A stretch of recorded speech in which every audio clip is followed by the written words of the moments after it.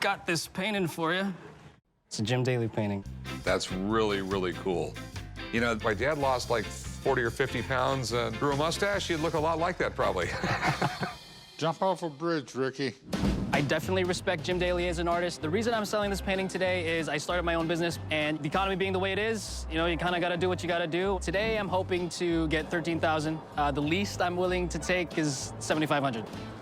Where did you get it? My dad was a mover. Guy decides to tip him out with this painting. This was a tip? Wow. Jim Daly is a contemporary artist. He's pretty popular. Some of his stuff does go for decent money. He paints Western-themed things, farm scenes, things like that. It's well painted. The hands look really, really good. You can always tell what a really good artist is if he can do hands correctly. Another thing I like about him, he's not a pop artist. You can look at like pop artists from like the 90s and you're just going like, it's so 90s. Yeah. Things like this, they hold their value a lot better. Is this a print or a painting? It's a painting. I mean, there's a, on the back, you got his thumbprint and his signature on it. Master prints filed with, okay? That's what scares me because it's on canvas, but they got some incredible printing technologies right now. They can print what looks like a painting on canvas. Jim Daly is a big name in contemporary art. His items are in museums all over the country. But last thing I need is to shell out money on something that's just a print. You got a dollar figure? I was thinking 13,000. Okay. My big concern is it just might be a print, okay? I have a friend who owns an art gallery, and I think he's actually still here. He was down here looking at some other stuff for me. So let's lay this down real quick. Let me go find him. Okay. Printing technology has gotten so advanced, unless you have a trained eye, you can't tell the difference between a painting and a print. Hey, Brett, you want to come down here real quick? Oh, sure. We have a Jim Daly print or painting. Okay. You know, the closer I look at it, it looks like it's some sort of fancy printing technique. I mean, if you look at the back, you'll see that it says master prints filed with. Now, do you know much about Jim Daly? Not really. Okay. Jim's a contemporary artist. I think he's still living and painting. He really concentrated a lot on early images of America pre-World War II. Just lots of real vintage Americana. And again, very technically proficient. Let me take a closer look at it if I can. Can we lay it down? Jim Daly really does a good job evoking a sense of nostalgia. You want the viewer to be able to input their own lives into the scene, and I think that's what he does really well. I've seen printing on canvas before, and I don't see the brush strokes like I should. Well, a lot of artists work with a heavy palette. He never really did that. He had a lot of smooth contours, very much graphic in style. I'm gonna flip it over.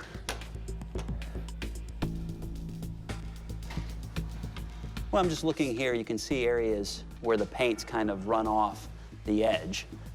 Now, Mr. Daly got his start with a company called Aaron Brothers, which actually is a pretty prominent frame company. They do a lot of custom framing and some fine art throughout the country, and he was one of their original artists. I believe what this is just some sort of registry, because they did publish a lot of his pieces. So tell me, is this a print or is this a painting? This is an original. I think it's a one of a kind. You see quite a few areas on the canvas where the paint has wrapped around, which indicates to me that that's an original. It's a vintage piece. It's a nice example of an established artist's work. Plus, I kind of get the feeling that Rick really likes the work, which is the most important thing. All right, so what's it worth and what's the market like? In a retail fine art gallery for a piece this size and quality and condition, you'd probably be looking at about $10,000 to $15,000. Really? It's good to hear. It's a beautiful piece. Thanks, man. I appreciate it. Absolutely. I'll get back to work over there. Nice to meet you. Thank you, Brett. All right. Good luck. Thank you. So, how much you realistically want for it? Realistically, I want 13. How does it feel to want? Start at 10. No, I can't. I will give you $6,000. Can you do 8.5? No, I can do 6. Very small portion of the population can afford to spend $8,000 to $10,000 on a painting, okay? This is gonna hang around for anywhere from 1 day to 5 years. But it's a one-of-a-kind piece. Yeah, and I have lots of those all over this place. Could you do 7.5? I'll go 6,500.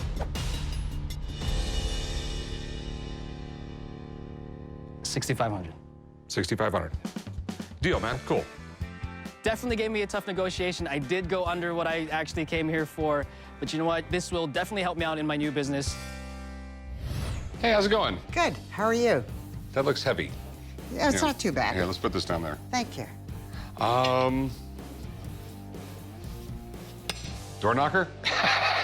It's a knocker. I have a door knocker from MGM Studios from 1924. I got the door knocker from my husband. He was an antique dealer in LA. I have an amazing collection of cool items that he has left me. This right here is like super cool. It's his property of MGM Studios, Culver City, Okay. and it was designed by Lionel Reese in 1924. That was the mascot, the lion. Okay, yeah. Leo the lion. I think it was in the 1920s or maybe early 30s. There was a plane crash down in Arizona in the desert, and the lion was on the plane. Wow. And the pilot went and got help, and the lion was still alive. And so after that, the lion's name was Lucky Leo. Lucky Leo. Yeah. I have to remember that. But everyone knows the lion at the beginning of the In the movies. movies. And even in the silent movies, they had the lion. And so it was a big deal in like the late 20s when they added sound to the lion roaring. Yeah. MGM stands for Metro Goldwyn Mayer. Yes. They've had a really incredible history. They really have. I'd say it was the number one iconic one. I'm right up there with Paramount and Columbia and at one time RKO Pictures. Oh, I forgot about RKO. Right. If you've ever been on movie studios, you watch on television, you think it's all glitz and glamour at a movie studio. No, it's just regular office buildings and stuff like that. A door knocker like this would be on like a really high executive's door. It wouldn't be on just a normal door. I mean, and they didn't make stuff like this for movies. No, I think they had them on the gates outside. Okay. So I'm glad you like it. Okay, so the big question, how much you want for it? Well, I saw it at auction for $2,000 to $3,000 a few years ago. So I thought since you have to resell it, I would offer it at $950. I'm sure I can resell it. It is a little ostentatious. So is Vegas. Yeah. Oh, did I say that? Can I give you 800 bucks? I'm just not sure what I'm gonna get for it. So how about if we meet each other, what's halfway? 860? How about 875? Okay. How about 875?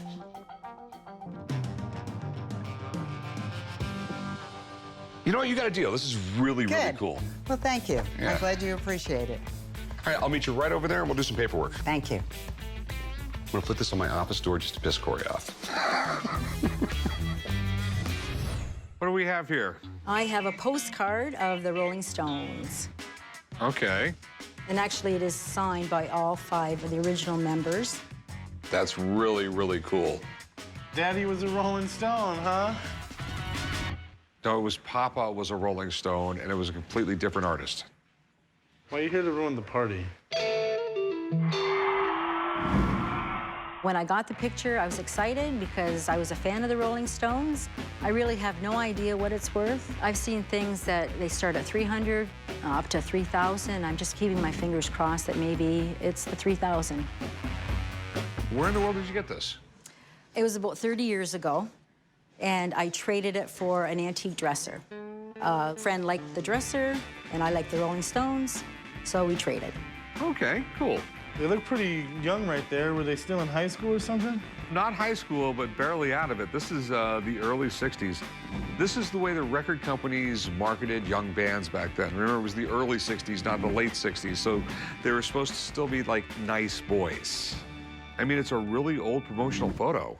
Do you know how she got it signed or anything like that? I don't. I think she got him signed at a concert, but I'm not 100%. Okay, because I can tell you right now, it's a rare thing to have Yeah. something signed by the original early Rolling Stones. It really is. So the original members were Mick Jagger, Keith Richards, Bill Wyman, Charlie Watts, and Brian Jones. But Brian Jones drowned when he was just 27.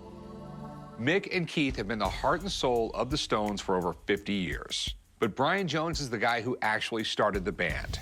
And since he died so young, Memorabilia with a signature on it is really rare and really valuable. Do you have an idea what you wanted? Oh, I don't know. 50 bucks, 100 bucks? No, I'm talking thousands here. Maybe 3,000. There's some issues going on with this, though. Is you there? saw that. Like? Like there's massive tape. There's tape over signatures. When I got it framed, I wanted the signatures preserved. And when I took it to the professional, this is what he did. And I didn't realize it till I took it apart about 2 weeks ago.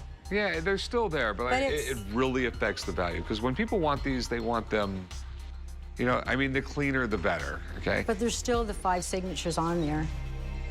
All right. Do you mind if I get someone to look at it? Yeah, I'd love that. All right.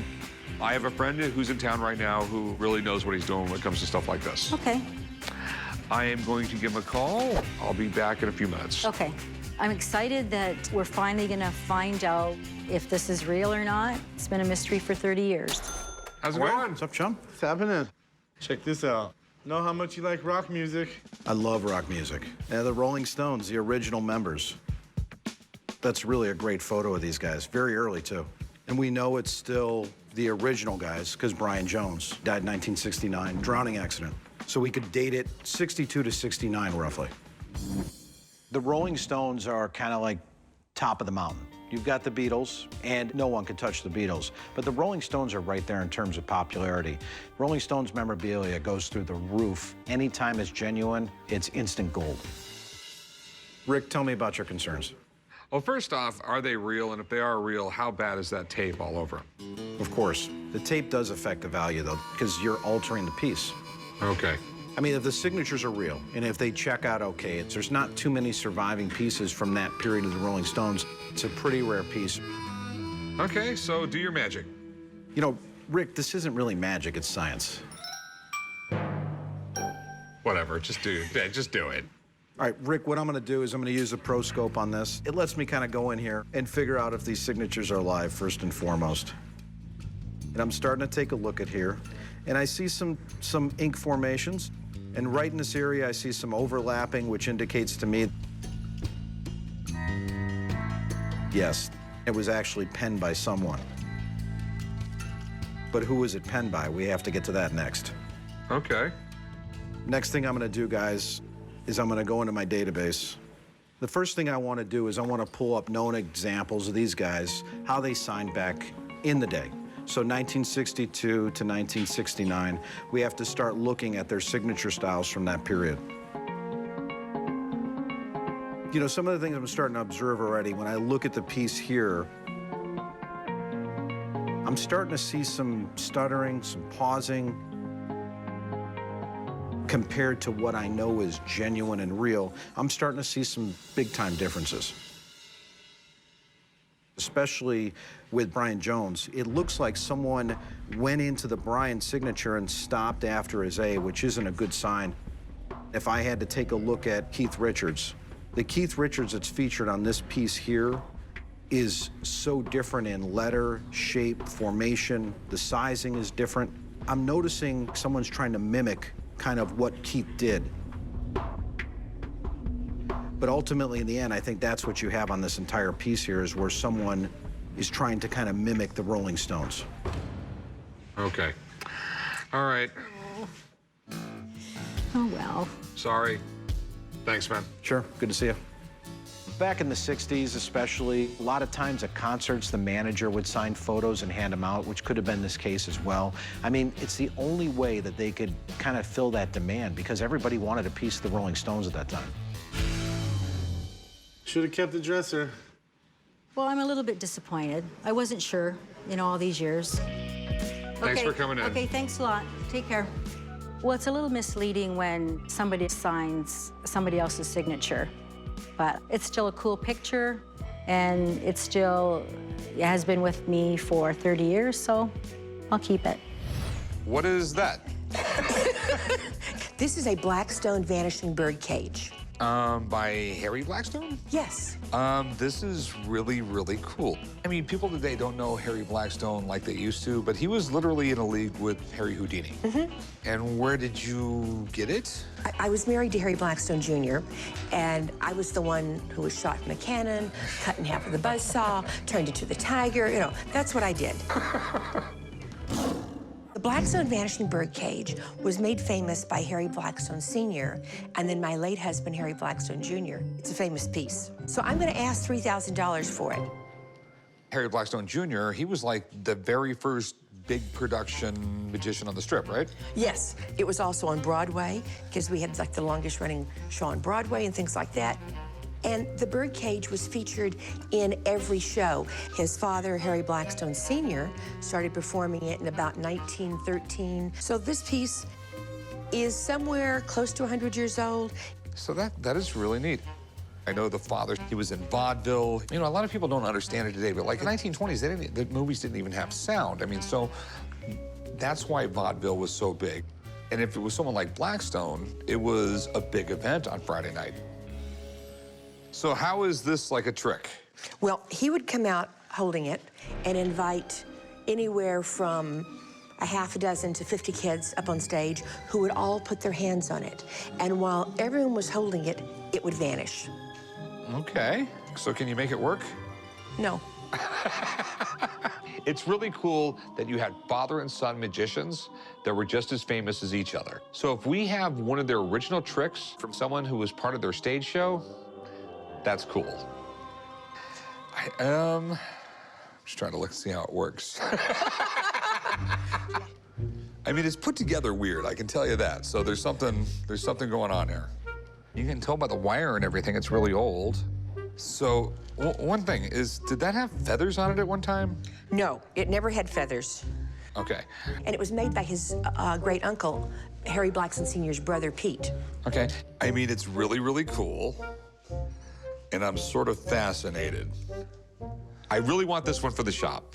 And I want to know how it works. You're looking to sell it. Yes. And the whole thing is, how much do you want for it? Well, I'm going to say $3,000. Okay, and I don't know if it's worth $500 or $10,000. I do have a friend who is really big into collecting magic stuff. Oh, who is it?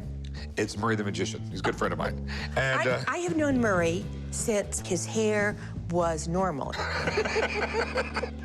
all right, I'm gonna go give him a call. I'm gonna see if he can come on down. I know he'll fall in love with this. But he'll help me figure out what it's worth, okay? Fair enough. Hang out a few minutes, and I'll be right back. Murray is a great choice because so many of the younger magicians in this day and age don't know the history of magic, but Murray does. So I think he's a great one to give a very honest appraisal.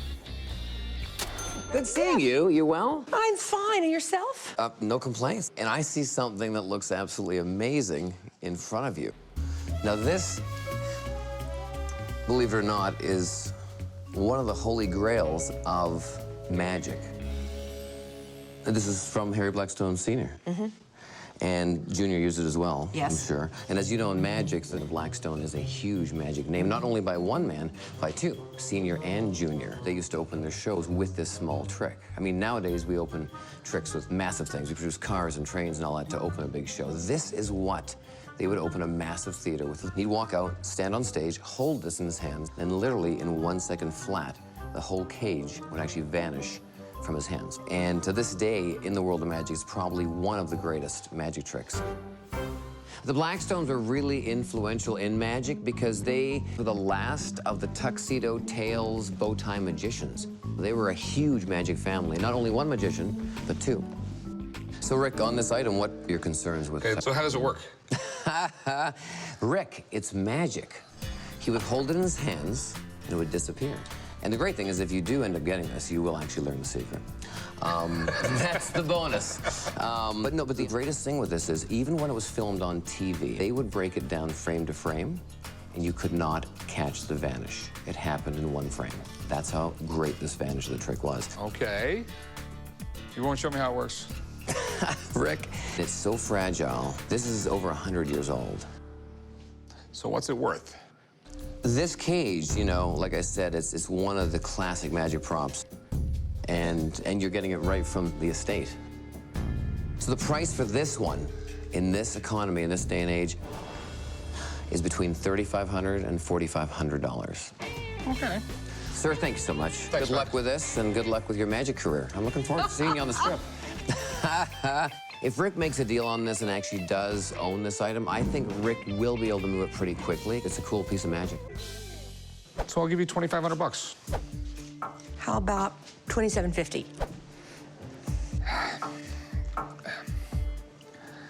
It's a specialized thing. It takes a long time to sell it.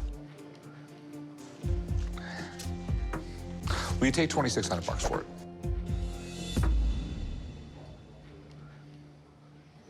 I'll take, yes, $2,600. Okay, it's a deal. Okay, Thanks. great. This is really cool. If I just can't make sure some of my employees don't screw up something fragile. This is such a cool historical item. I'm glad we got it for the shop. You never know, maybe I'll join Murray's Magic Show. Our hair doesn't exactly match, though. You again. Me again. What's up, man? Not much. I have John Wayne's hat from the man who shot Liberty Valance. This is John Wayne's hat It's John Wayne's hat. from Liberty Valance. One of the most iconic movies, in my opinion. I mean, it had some stars in it, too. I mean, this was full big-time stars. It was James Stewart, John Wayne, Lee Van Cleef, Yep. Lee Marvin. Those four together would kick the ass of anybody in Hollywood right now. I bought it from a big collector. He didn't want to sell the hat, but I brought out a briefcase full of money. I said, "What's your crazy number on this?" I had to have the hat. Hollywood just does not make movies like that anymore. Well, maybe Quentin Tarantino. Am I allowed to say that? All right, it's pretty damn interesting. It was a cool movie. I mean, you're talking 1962. Jimmy Stewart and John Wayne, at this point, they're icons. They're in the top 5, period. They're the Matt Damon and Leonardo DiCaprio of their day. You know, Yeah. The greatest thing about this movie is the lines that came out of it. Exactly. When you think of John Wayne, what phrase do you think of him saying? It'd be Pilgrim, which is from Exactly. Liberty Valance. Exactly. And he was wearing this hat in the scene where he first used that word. That is really, really cool. John Wayne had so much tough guy swagger that his movie lines are legendary. And think about it, it's been up to 70 years since some of his best films came out, and people still love him. So where exactly did you get it? This came from a guy named Nick Polidorus, who worked at Paramount Studios, and he was a friend of John Wayne's, and after the production of the film, he gave him the hat. So I have a notarized letter here and a statement from him. So did you buy it off this guy? No, I bought it off another collector who bought it off this guy. Okay. I have some pictures here of him wearing it, and you can see the band and the cord and the creases. But the most important thing is there's a scene where he shoots the paint cans, and Jimmy Stewart gets paint all over him, and he punches John Wayne. And I think this is some of the paint splatter here. Okay. One other thing, it has a little tag in here saying John Wayne #2, and I believe he wore 3 different hats in the movie. All right. So how much do you want for it? $95,000. $95,000. I mean, it all looks fairly legit, man. I mean, it looks good. The thing that's got me concerned, the movie was in black and white. It's hard to tell if the colors match. Color. Before I put that kind of money out, I want to be 100%, I want to be 200% sure. That's just the way it is. I mean, it's a lot of money. Yeah. Do you mind if I have someone look at this? I mean, there's no one who knows more about John Wayne than this guy. Sure.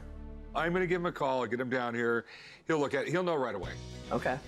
This hat is the one John Wayne wore in The Man Who Shot Liberty Valance. I have photographic evidence, and to me, photos just don't lie. It's John Wayne's son. That's John Wayne's son, yeah. Yeah. My buddy Ethan should be able to tell us if this is his dad's hat. Wow. That is So- cool. Is this your dad's hat? Well, it looks like my dad's hat. Liberty Valance is a great movie. My dad was at the top of his game in that movie. I mean, he looked good physically. He owned that John Wayne thing that he had going on. Why can't you be somebody cool like John Wayne?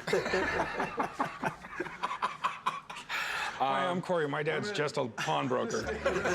I'll tell you something about my dad. He always had fun. If my dad was with his friends and they were joking around, you know, he may throw out a line from a film like, whoa there, Pilgrim, or, you know. It looks really good. It's got this ring around. It's got a really good matching hat band, and the color's good, and the shape is good. One of the things that I liked was that this was a hat that would have had a dent in it, and they made these creases, and in all the photos you see, the creases, the original crease, matches up. It still stays there. You can't get rid of that original hat maker's crease, and every photo, it's there. And of course, there's the scene where he shoots the paint can. I believe that's probably a paint stain. I remember seeing like a speck or two on the back, but I certainly don't remember something that big. But there could have been other takes as well, possibly. Yeah, and there's, you know, there's multiple hats that it doesn't look the right size to me. It looks a little small. If he was wearing this hat, he would have had to really get it on there, and you see it's way down to his brow in that photograph. Mind if I put it on? Okay. It should, you know, go down to my ears. Hey, Dudley Do-Right, how's it going? That's a problem. I think he wore a 7 3/8. I'm about a 7 1/4. Hats typically don't shrink, but that's awfully small. So that and the size of the brim is a bit questionable to me, and also that it looks so perfect. So there's a maybe. It's a maybe. So I can't definitively say yes or no to either one of you. I'm skeptical that I've just never heard of hats shrinking. They shrink. Okay. Some of the ones in my archive certainly have. Thanks, Ethan. Did my best. Just because the hat is a little bit smaller than what John Wayne's actual size was does not mean it didn't shrink. That should not kill the authenticity of the hat. There's got to be a way to 100%, without a shadow of a doubt, prove it was his or it wasn't. Sure. But at 95 grand, we just can't pay it. Okay. You know, I can't give you any type of big money. Figure out a way to prove 100% that it's his. Come back, I'd love to buy it off you. Oh, and you know I will. Okay. All right, man. All right, thanks. Appreciate it, buddy. All right. I'm gonna have some photo analysis done on the hat and match it up forensically beyond a shadow of a doubt. Then I'm gonna come back and show the guys and prove them wrong.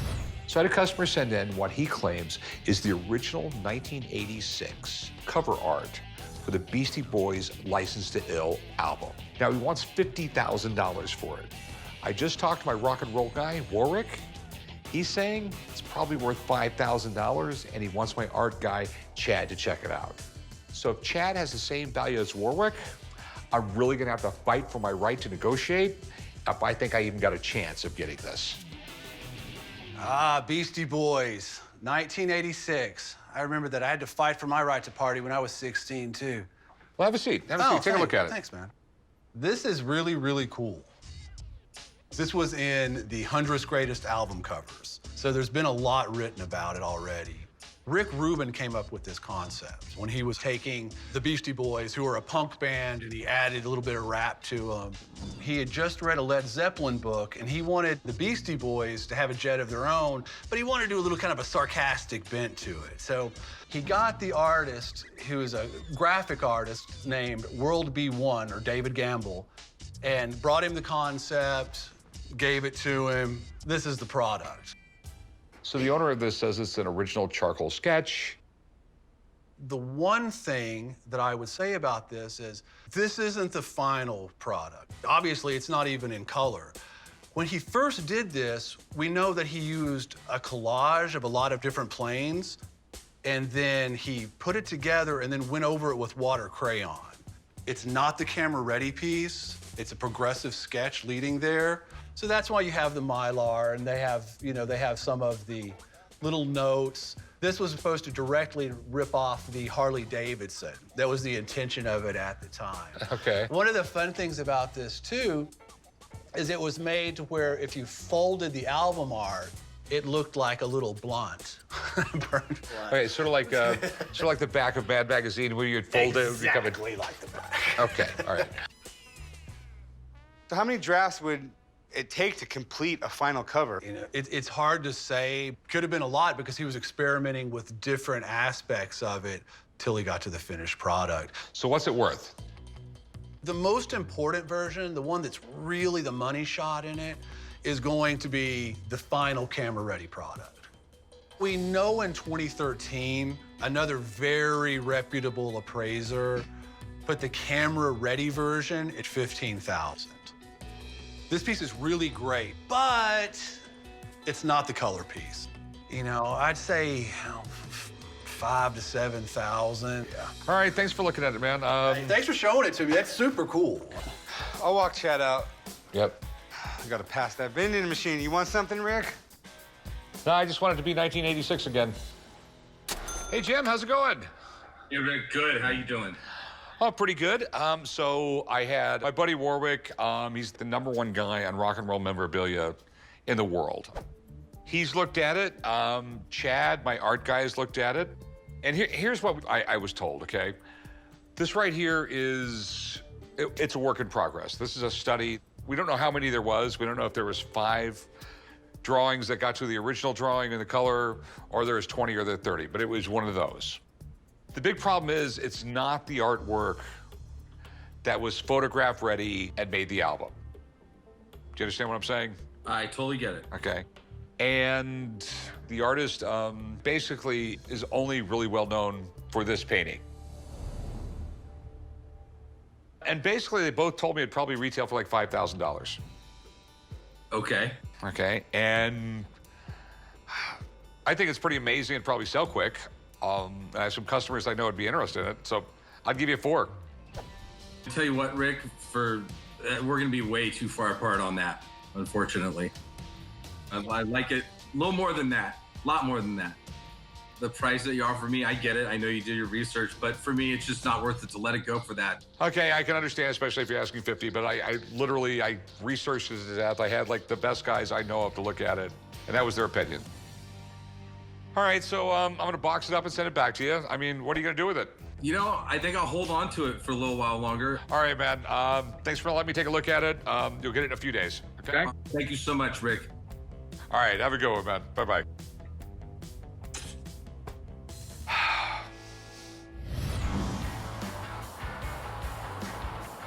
I'm down at Murray's Theater. This is where he does his magic show. He called me down because one of the people he works with has something he wants to sell me. So I'm down here to see whatever this item is. We know we're in the right spot, 'cause it says Murray right there. And Chum wants to learn magic. Does it make you feel like a star? Makes me feel like a groupie. We're going backstage. Murray! Hey, buddy. Hey, there you are. Good seeing you. Welcome backstage. How you doing, chum? What's up? This is Eric, my showroom manager. Hey, how are you? You run the showroom? Eric has a super cool item he thought you guys might like. Where's it at? I got it right here. There we go. What is this thing? This is actually a magician automaton doing a cups and balls routine. Cups and balls is actually one of the oldest magic tricks in the world. So what was the point of this thing? An automaton is basically the first robot of our time. Yeah, I'm just waiting for the day a robot can take over Chum's job. A robot could never do my job, Rick. Robots are efficient. There's logic there somewhere. I have this really cool automaton that's pretty old, I think, and it looks magical. And I figured I'd bring it down to Murray since he knows everything about magic, and I know he's friends with the guys at the pawn shop. It's just been collecting dust, and I thought it might be worth some money. I'm gonna let you guys discuss this. I'm gonna grab a couple things before we open the doors. All right. All right. Thanks, Murray. Don't be pulling no magic without me. I'll try not to. It's really, really cool. Where'd you get this thing? My grandfather brought it back from Europe after World War II, and it sat in an attic in my grandmother's house forever and ever. So how does this thing work? It's clockwork. It's got a wind-up mechanism. There's rods and gears in there, and it's also got a little music box in there. In Europe, it was really popular all the way back to the 16 and 1700s to have watches with automations on them where little figures would do stuff on the face of the clock. This is the same thing. So does it work? I've actually never turned it on because I was afraid to break it. Can we try it out? Yeah. It's pretty simple how they worked. You wind it up like a music box. Wow. Oh, that is cool. Switch That's sides. deeply cool. Wait, you recognize that song? Here Comes the Bride? Yeah, you've heard that a few times, right? Well, it works really good, but it looks pretty dirty. You know, it's kind of like breaking apart. It's real dusty. I'm assuming it's right around 1900, and that's the original silk. In the late 1800s, early 1900s, in the manufacturing process of silk to make it really, really shiny, they used mercury. But over the years, this happens to the silk. It starts breaking down because of the mercury. Yeah, it's all deteriorating. So it's really, really cool. I've never seen this particular one before. So what do you want for it? I think around $2,000 would be a pretty fair price. Okay. I have no idea how much this is worth. Let's get Murray back in here. Yeah. He'd probably know a little bit more about it than me. Yeah, for sure. Murray! Did you turn this on yet? Have you guys had a look? Yeah, it's absolutely amazing. Have you ever seen this particular one? No, but automatons were luxury items. They're not kids' toys. These are in estates and really high-end, rich kind of homes. Way back in the 17th, 18th century, 19th century, they're real serious works of art. We haven't taken this apart, and you'll see inside here. If you look at the back, this is really interesting. On this little dial, it says Rug. And Rug is Charles Rug. He was one of the pioneers that invented music boxes in St. Croix, Switzerland, around 1865. So that's super cool. If we turn this on now, guys, you'll see the actual combs start playing. In the legs of the doll, you'll see the wires in here going up and down. So this is what triggers the hands, and then triggers the actual table. It looks like it does 3 or 4 different motions, because you know, with these, the more motions they do, the more they're worth. The cool thing about this is, it's all original. Okay. How much do you think this is worth? This, because of its originality, it works really well, and it's in really great shape. I would value this at $5,500. Really? Yeah. Wow. That's a lot more than I thought it was going to be worth. Well, there you go. Sorry, Rick. You guys want to talk about the price and you want to see the magic trick? I'll show you something like this, but in real time. Yeah. You know I got stage fright. Well, this should be fun. So, would you take $3,000 for it? I think that's way too low. Considering what Murray said, would you do 48? No. I mean, I own a business. There's a million and one expenses. I'll give you $3,300. Would you go up to 4? No. I'll give you $3,500 and not a penny more. You know what? It's been sitting in my grandmother's attic. I'll do 35. Sweet. All right, awesome. Now I'm gonna go find Chump. All right, good luck. Thanks. Hopefully Murray made him disappear permanently.